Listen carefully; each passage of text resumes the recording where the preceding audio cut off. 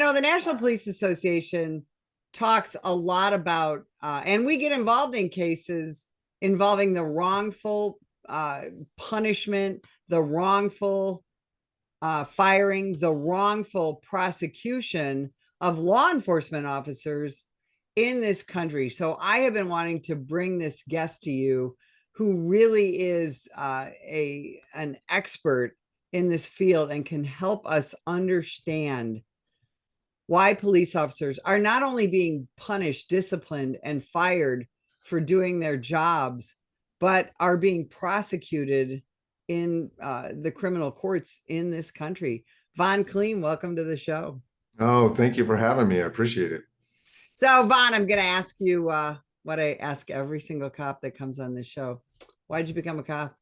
Oh, I appreciate the question for a lot of reasons. A lot of people forget I was a cop. They're like, oh, he's an attorney. And I was like, well, no, I'm a cop with a law degree, but I actually did a lot of litigation. So that doesn't play well with some of the audiences either. But why did I become a cop? It was very simple for me. A friend of mine and I were breaking into a high school gymnasium. And by breaking in, I mean, we jimmied the lock because we wanted to work out.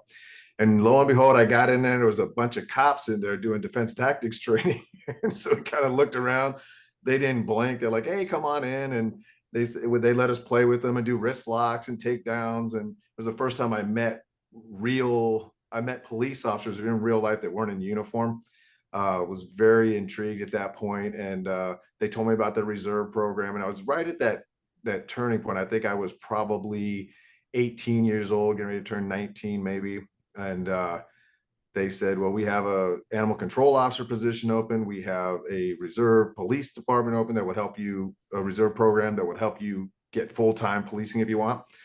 And I was at that time of my life where I simplified it to this. Do you want to be a good guy or a bad guy?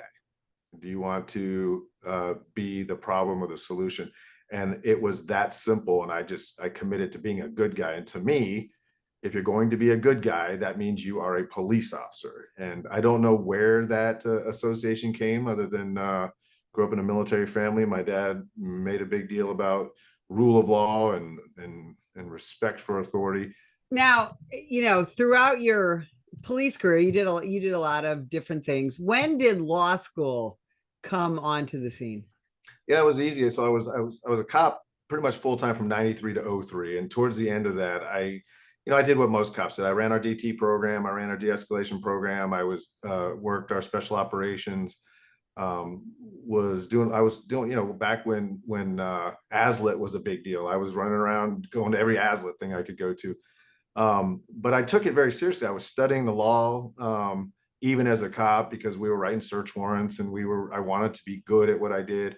I was co-teaching with the attorney. So I was doing the tactics side and they were doing the law side. And so we would team teach. One day I went to court and I was trying to explain why I, in fact, did have probable cause to the attorney. The attorney was like, well, when you go to law school, you can tell me how to do my job. And I said, I'll be right back. And it was as simple as that. And I was working narcotics at the time at night. So I went to law school during the day, worked narcotics at night, and ran that up until 9/11. And then when 9/11 happened, that's when I made the switch from full-time policing to full-time practice of law.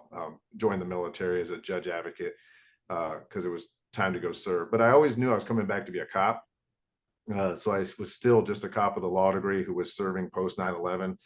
4 years. And then of course I made it a career. So I ended up retiring out of the military as a judge advocate. Interestingly, I think people know I stayed on as a civilian cop though. I kept coming back weekends and holidays when I could. So even as a full-time judge advocate in the Army, I'd find as many opportunities I could to work as a reserve, to stay on the street as a cop, because I never let it go. I always thought that's what I was coming back to. So that's where I made the pivot. And was glad I did, but it was always, just to be a better cop, really. Police officers, we've all known, since we got on the job, that there's a good chance at some point in our career we'll be litigated, that we will be involved in some sort of civil lawsuit for, a wrong that we really didn't commit. And that's part of the job as a cop. But in the last 10 years, especially in the last 4, we have seen this switch from not just civil litigation, but the addition of police officers being charged criminally simply for doing their job. What have you seen in the last 8 to 10 years?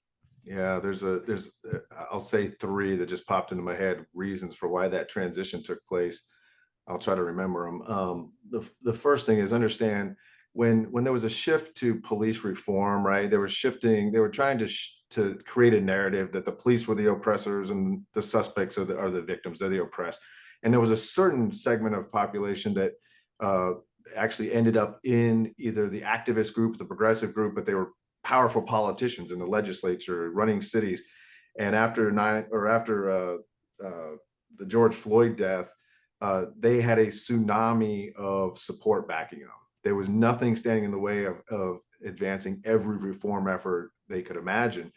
There were some academics who'd been preaching for years about progressive reform efforts and this idea of holding officers accountable. Well, their idea of accountability and mine were different. We focus on this thing called honest accountability. Honest accountability is two main things. One, the standards that you use to regulate police conduct have to be clear enough that an officer can predict the lawfulness of their own behavior, right? That's just a due process requirement. And when you start seeing things like minimum force necessary and use force only when appropriate, and you know, de-escalate when possible and only use force that's necessary, we would look at that and like, I don't think cops know what that means in advance of using force, right? That's why we have a reasonableness standard that is fleshed out through case law and then fleshed out and operationalized through training, right?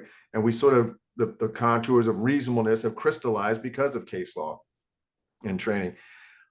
But when these progressive reform guidelines, use of deadly force as a last resort, only force when necessary, these sorts of things were popping in.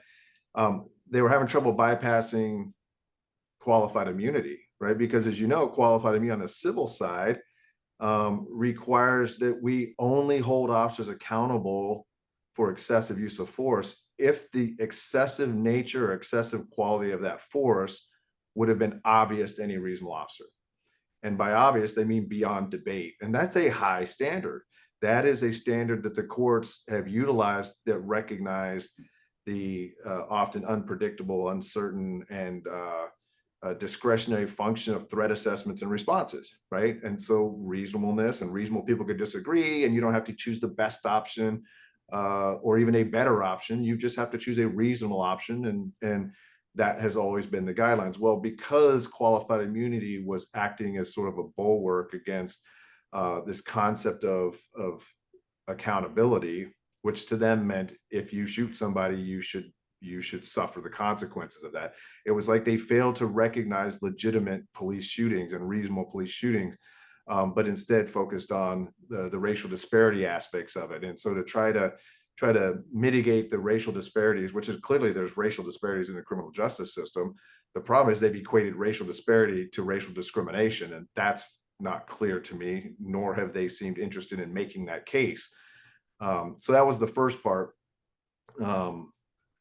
The second part of honest accountability is this idea of you can't have expectations beyond human performance capabilities, right? And so we would come in at Force Science and we would say, yes, I understand what you're trying to hold the officer accountable to, but no human could do what you're asking, right? And that's the shorthand version of it. So because they weren't getting over the qualified immunity, we predicted, and in fact, it wasn't a hard prediction because the academics were writing about this as a recommendation, that they just bypass civil suit and go criminal. The criminal gatekeepers were supposed to be the prosecutors. Well, we saw what happened. We started getting progressive prosecutors who also were actually running on a platform of holding officers accountable. Well, these are people who didn't understand either the due process argument relative to the standards by which we were holding them accountable to, because they were all new, right? By definition, if it's progressive and it's reform, it does not reflect the traditional law enforcement interests, which means it doesn't reflect current policy. It doesn't reflect current training. And remember, training is where we operationalize policy. And so we bypassed that. We sort of rammed it through legislation. We rammed it through best practice policy development. We rammed it through 30 guiding principles. We rammed it through all sorts of really high level, even police associations that got on the police reform um, effort, right? And so when we started seeing that, we predicted they were going to bypass civil suits, bypass qualified immunity, and just go criminal. And then we lost the gatekeepers. So now we have prosecutors who are either just progressive reform activists trying to hold officers accountable, either unjustly if they don't know what they're doing, or corruptly if they do. Um, Now, having said that, Betsy, it's really important for me to make this point because force science has a reputation that there's not a cop we won't defend. We certainly will never let anybody forget that there's a human involved in these cases, and that human factors and human performance and the perfectly imperfect nature of humans always matters, right?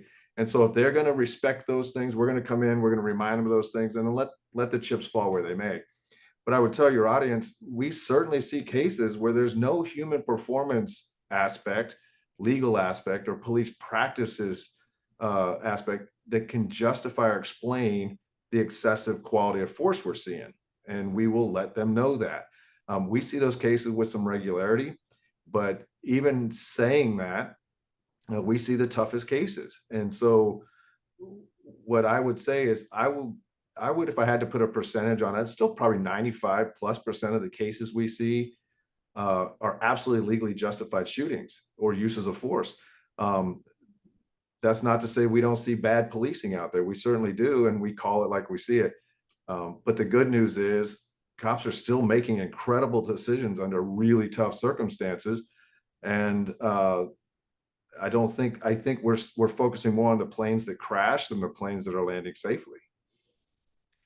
Yeah, that is very well said. I think that, and this is something that I want people to know about for science.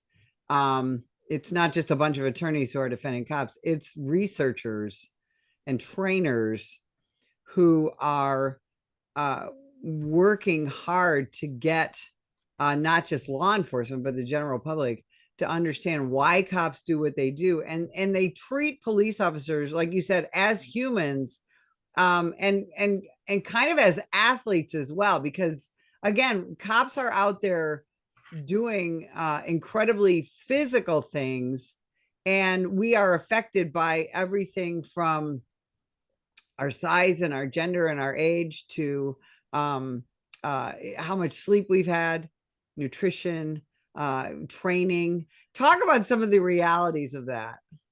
Yeah, the training realities. We've been teaching with Chris Butler, Chris Butler's program called Methods of Instruction, and really what that course has done is really highlight there's a right way to train too, right? And historically, police have trained with the amount of time they had, with the resources they had, with the money they had, on top of their operational requirements. And um, if you are a professional athlete, you would know that's wholly insufficient, right? For the expectations we had on police officers. We were doing comprehensive use of force decision making before it was a thing, right? We want them to know the basics and know the basics well. Well, the expectations of the community has gotten so high now that we need to be expert communicators at the highest level. We need to be psychologists. We need to be counselors. We need to be you know, medical first responders, and we need to know how to shoot straight, hit hard, and have the wisdom to know when, right? All these things, and be expert report writers and have amazing memories, and all these things come into play in all these cases. What force science has done is we look at all the disciplines, right? We look at research across multiple industries, whether it's sports, medicine, perception, cognition, and vision, whether it's national highway traffic safety studies, military studies. We look at any discipline that touches human performance and human factors, and we look at the research they did there. And then we funnel that into either force science news or our training programs or our keynote addresses. Um, in the findings that were relevant to humans in other industries, are those findings also relevant to police officers? And of course, we also train and represent civilians. So what if it applies to a police officer, it applies in our civilian cases as well. And a lot of people forget that. But we translate that to to the industry so the industry can operationalize it. Like essentially saying, if these things are true, how does that affect your training practices, your operational tactical decision making and performance, your investigations, right? How we investigate crimes, what we can reasonably expect from memory, what we can reasonably expect in the questions and answers that we are generating during the investigation, and then in post-investigation evaluation. So, and now we've also added the political aspect. So we have what we call these lines of effort where all these human performance issues get funneled down into one of these 4 or 5 areas. And so when you're talking about the training aspect, there are specific ways in which humans learn.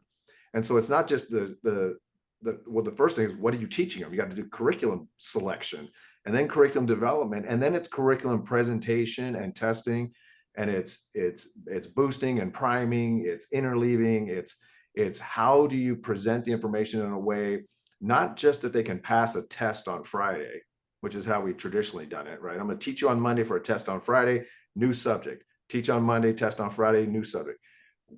What we found was, while that might have higher test scores on Friday, from an operational or transference standpoint, meaning from the training room to the street, when we transfer to the street, there wasn't the same level of retention you would expect to have. So we looked at the science of learning. We worked with Chris Butler. He developed this program. We helped present that. We now have a program that's in development on the science of learning, and it's a little bit different angle. It's a little bit more expanded than what we were teaching. Still supporting Chris Butler's work, and now we're gonna push that out a different direction as well. But to your point, there's not just what you teach, but how you teach it that matters, and we want to make sure the industry understands that. And it doesn't necessarily have to cost more money, and I think a lot of people are surprised by that. Well, yeah, and police training, it does cost money, and in an era of defund the police, and when we have less police, the training aspects can become very difficult, can't they? Because I think, again, one of the things that civilians don't understand is, A, you got to have money to train your cops and the right trainers, and B, you have to have personnel enough to be able to allow some of your police officers to attend training while others handle the business of answering 911 calls and all of that. And you guys have you go around the country, not just defending cops, but Force Science does quite a bit of training, and you have a big conference coming up, don't you? Yeah, we do. So the conference is September 24th through 26th. I still think there's some tickets available. It's actually a pretty incredible lineup. There's 14 really top level instructors that are coming in, researchers, in fact, some of them the top in their particular industries. I'm excited to see Dr. Mark Green coming. He's perception, cognition, decision-making guy, mostly worked in the traffic investigation world, but he actually is a police expert witness as well, because those concepts apply in policing. And when you have someone at the highest level of their industry making those connections and recognizing that application, then we can certainly have confidence in doing that as well. So yeah, September 24th to 26th. It's just in the Chicago, Illinois area. It's in Des Plaines, Illinois.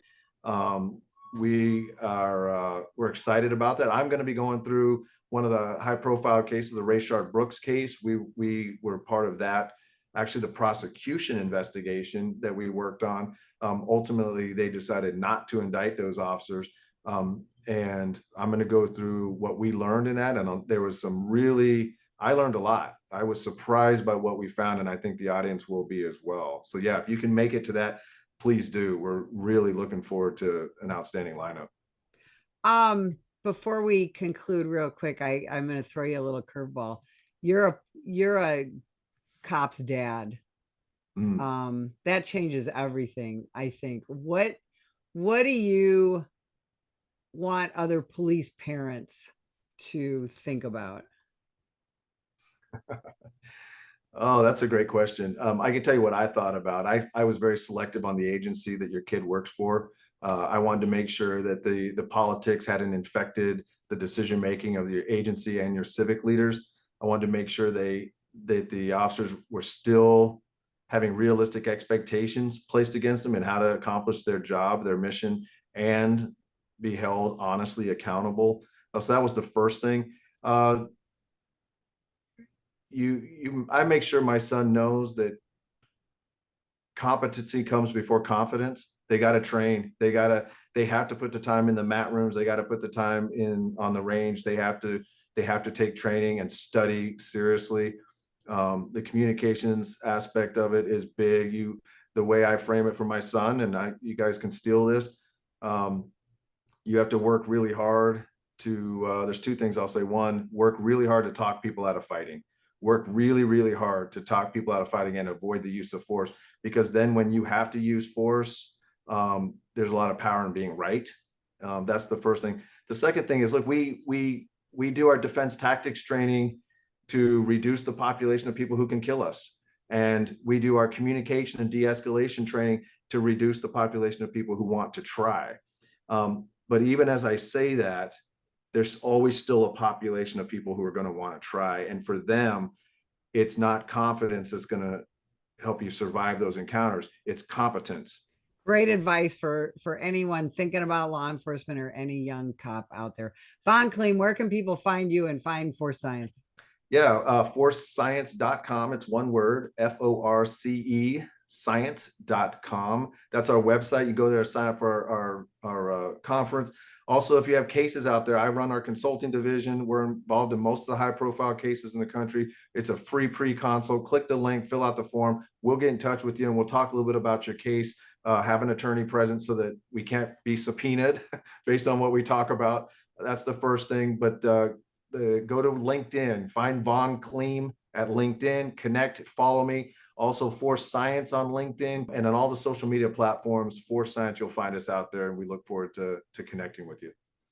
Von, I can't thank you enough for spending time with us today. And if you'd like more information about the National Police Association, visit us at nationalpolice.org.